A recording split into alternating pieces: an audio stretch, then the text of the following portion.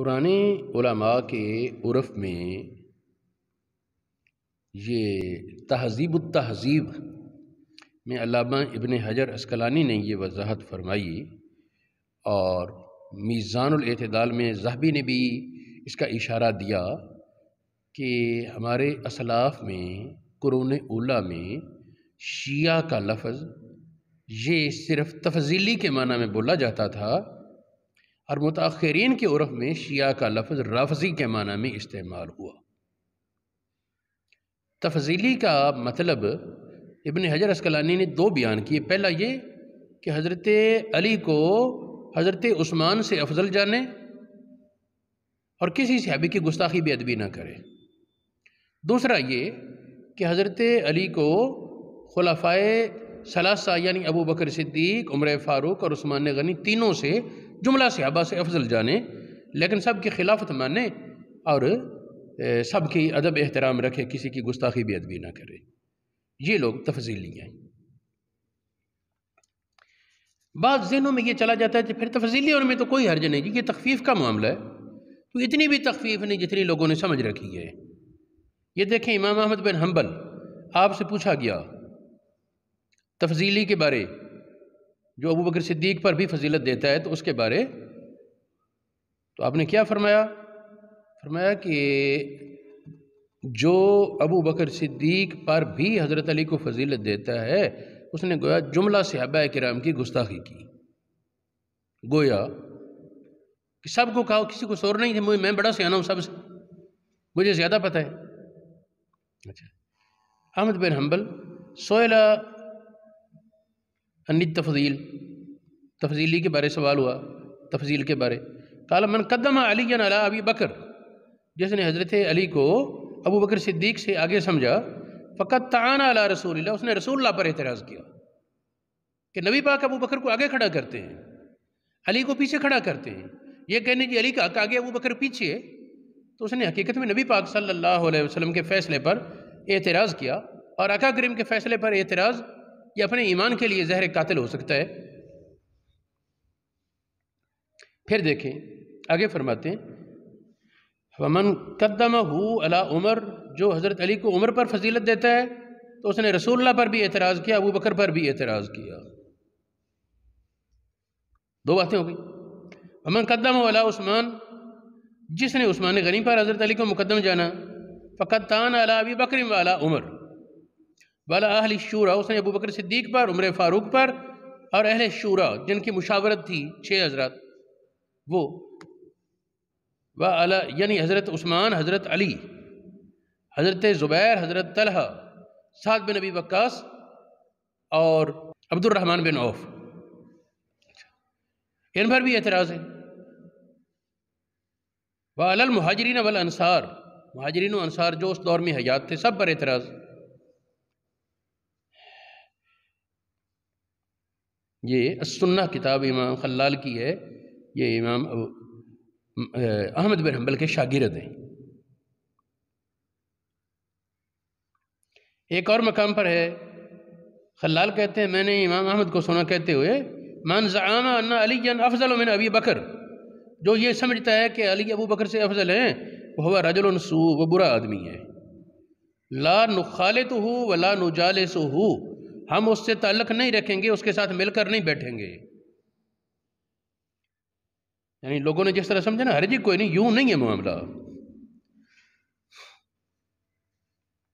کسی اور نے امام احمد بن حنبل سے اسی کے بارے پوچھا،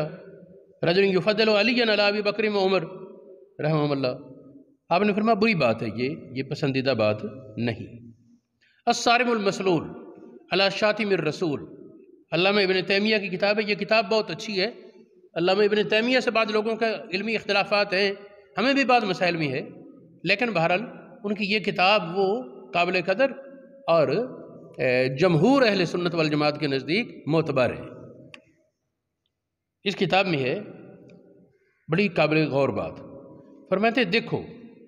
جب 2 خلیفہ راشد عمر اور علی اس آدمی کو افتراء والے کی حد لگاتے ہیں، 80 کوڑے مارتے ہیں، کس کو؟ جو ابو بکر پر ان کو فضیلت دے، علی کہتے ہیں جو ابو بکر پر مجھ کو فضیلت دے میں اس کو کوڑے ماروں گا، عمر کہتے ہیں جو ابو بکر پر مجھ کو فضیلت ہے میں اس کو کوڑے ماروں گا۔ تو جب وہ کوڑوں کی سزا لگاتے ہیں تو یہ سزا صرف عاجزی ان کی ساری کی دلیل تو نہیں ہے، اس کا مطلب ہے حقیقت یہی ہے۔ تو وہ فرماتے ہیں اذا کان الخلیفتان الراشدان عمر و علی رضی اللہ عنہما یجلدان حد المفتری من یفضل علی علی ابی بکر و عمر او من یفضل عمر علی ابی بکر۔ تو آگے لمبی بحث ہے، اس میں پھر غور کرو کہ جو اس قدر صرف فضیلت پر اتنی بات ہے تو جو گالی گلوچ اور بدتمیزی کرے اس کا کیا انجام، جو لعنتیں کہے اس کا کیا انجام ہوگا۔ اہل سنت کی محققین کا اسی پر اعتماد ہے کہ حضرت ابو بکر پھر عمر پھر عثمان پھر علی، اسی ترتیب پر خلافت ہے، اور حکم بھی ہے کہ اسی ترتیب سے محبت رکھی جائے۔ محبت دو طرح ہے، ایک ہے محبت دینی، ایک ہے دنیاوی۔ دینی محبت میں مرکز نبی پاک کی محبت ہونی چاہیے، نبی پاک کی وجہ سے صحابہ سے محبت، نبی پاک کی وجہ سے اہل بیت سے محبت، نبی پاک کی وجہ سے ابو بکر سے محبت، نبی پاک کی وجہ سے عمر سے محبت، نبی پاک کی وجہ سے عثمان سے محبت، نبی پاک کی وجہ سے علی سے محبت، نبی پاک کی وجہ سے عشرہ مبشرہ سے محبت، نبی پاک کی وجہ سے آپ کی ازواج کا احترام اور عقیدت، نبی پاک صلی اللہ علیہ وسلم کی وجہ سے صحابہ کا احترام، نبی پاک کی وجہ سے علماء اور بزرگوں کی عقیدت و محبت، یہ نبی پاک کی بنیاد رہیں۔ اہل بیت اطہار نبی پاک بنیاد رہیں تو بندہ ہدایت پا رہے، اور اگر دینی محبت نبی پاک کے سوا کسی اور کی وجہ سے بنی تو وہ بندہ ہلاک ہو جائے گا۔ دینی محبت، یہ مجدد الفسانی نے لکھا اور بھی کئی حضرات نے اس کی صراحت کی کہ دینی محبت اس میں نبی پاک کی ذات کو مرکز رکھ، آپ کی وجہ سے ہر محبوب سے محبت رکھ، جو آپ کو پیارا ہے اس سے پیار، جس سے آپ کو نفرت ہے اس سے نفرت و عداوت۔ نبی پاک کا یوں فرمان بردار نوکر بن کہ آپ کی پسند کو پسند اور ناپسند کو ناپسند کر۔ ایک ہے دنیاوی محبت، وہ ظاہر ہے کسی کو اپنے باپ سے زیادہ محبت ہے تو کوئی اعتراض نہیں شریعت کو، کسی کو اپنے وہ محسن سے محبت ہو، کسی نے اس پر کوئی دینی یا دنیاوی احسان کیا، نسبت یا نسب کی وجہ سے اگر کوئی حضرت علی سے زیادہ محبت کرتا ہے لیکن بے ادبی نہیں کرتا ابو بکر صدیق کی، عمر فاروق، عثمان غنی کی، تو اس میں تخفیف ہے۔ بھی کوئی حضرت علی کی اولاد سے ہے تو اس پر کیا اعتراض ہوگا کہ یہ دنیاوی محبت کے دائرے میں آ جائے گا۔ چنانچہ نبراس والے نے بھی اس کا اشارہ دیا، اور لوامی الانوار البہیہ ایک کتاب ہے اس میں بھی انہوں نے اس کا استثناء کیا ہے۔ پھر دیکھیں یہ حضرت علی کا فرمان جس کا اشارہ ہوا کہ حضرت علی فرماتے، حضرت عمر کے بارے تو کسی کو انکار کی بھی ضرورت نہیں کہ وہ حضرت ابو بکر پر اپنی فضیلت کے انکار کرتے تھے، حضرت علی کے بارے ہوگا نا، دلیل کی ضرورت حضرت علی کے بارے میں ہے اس دور میں کہ حضرت علی نے کہا میں کوڑوں کی حد لگاؤں گا۔ تو یہ دیکھیں قال امیر المومنین سیدنا علی بن ابی طالب، امیر المومنین علی بن ابی طالب فرماتے ہیں لا یفضلنی احد علی ابی بکر و عمر، مجھ کو جو کوئی ابو بکر اور عمر پر فضیلت دے گا الا جلدتہ حد المفتری، میں اس کو افتراء والے کی حد لگاؤں گا، یعنی 80 کوڑے اور عمر بھر کے لیے گواہی رد۔ آج کل تو لوگ پیر بنے پھرتے ہیں نا، حضرت علی پر، حضرت علی کو ابو بکر پر فضیلت دے کر علی فرماتے ہیں اس کی گواہی رد دے۔ حد المفتری ہے نا، حد مفتری دو حصے ہیں، 80 کوڑے بھی اور عمر بھر کے لیے گواہی کا رد ہونا بھی۔ یہ کس کتاب میں ہے؟ امام احمد بن حنبل کی کتاب فضائل الصحابہ، ابن ابی عاصم کی کتاب السنہ،